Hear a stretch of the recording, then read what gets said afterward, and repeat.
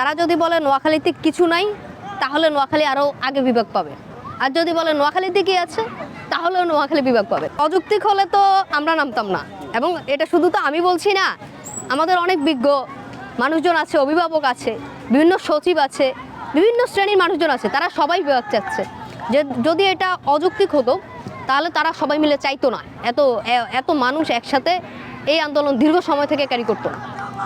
তারা যদি বলে নোয়াখালীতে কিছু নাই, তাহলে নোয়াখালী আরও আগে বিভাগ পাবে। আর যদি বলে নোয়াখালীতে কি আছে, তাহলেও নোয়াখালী বিভাগ পাবে।